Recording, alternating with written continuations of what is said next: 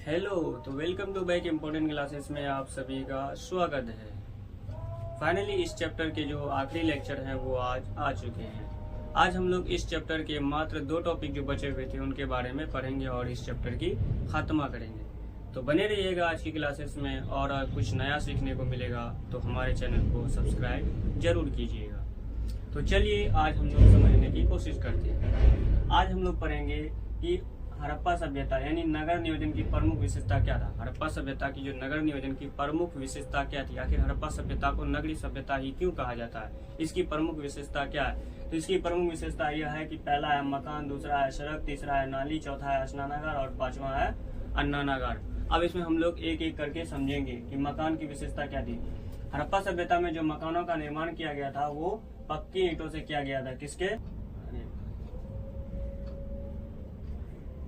किसकी की गई थी? पक्की ईंटों का मकान किया गया था। और इसकी चारों तरफ से क्या होते थे? चारों तरफ से घरों का निर्माण किया गया था। चारों तरफ से घर होते थे और बीच में पूरा आंगन होते थे जो दिखने में बहुत ही आकर्षक दिखते थे।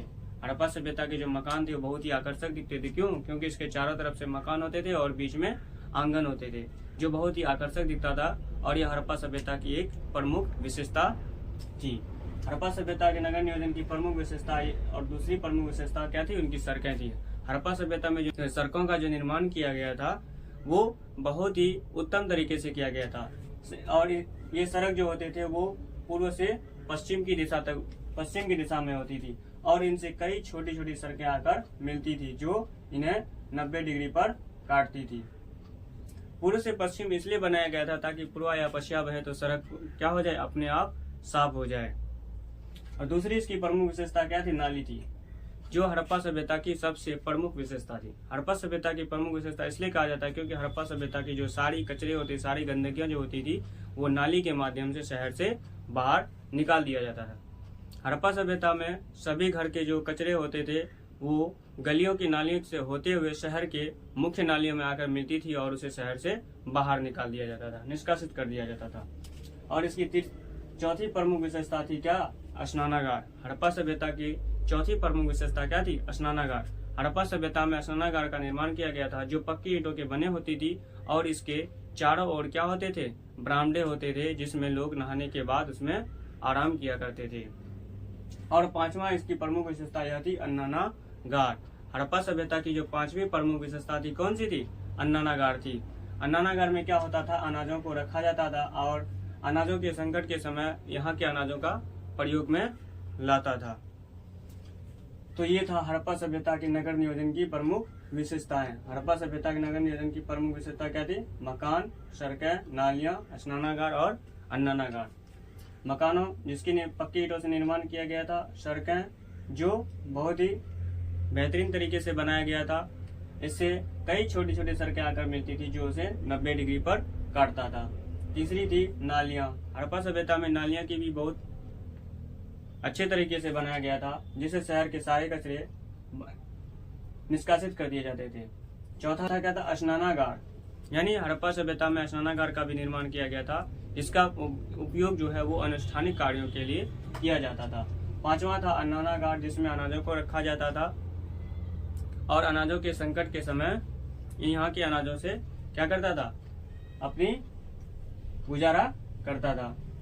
अब हम लोग पढ़ेंगे कि जो हमारे लास्ट टॉपिक होंगे हड़प्पा सभ्यता के पतन के कारण। आखिर हड़प्पा सभ्यता समाप्त क्यों हो गया, क्या कारण था? देखो, इसके बारे में अभी तक कोई परफेक्ट जो मेन मुद्दा है या मेन कारण जो है उसके बारे में अभी तक पता नहीं चला है। लेकिन इसमें क्या है, अलग अलग विद्वानों का क्या है, अलग अलग मत है, अलग अलग राय है।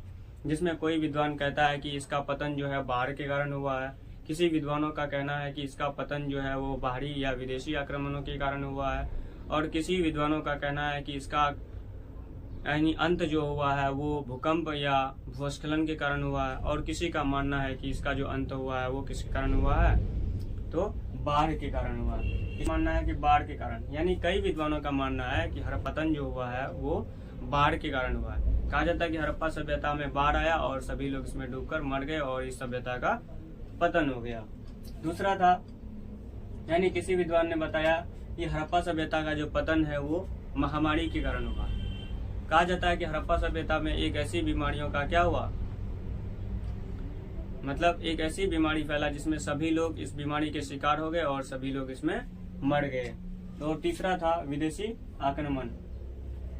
यानी कई विद्वानों या कई इतिहासकारों का मानना है कि हड़प्पा सभ्यता का जो पतन जो है वो विदेशी आक्रमण के कारण हुआ है।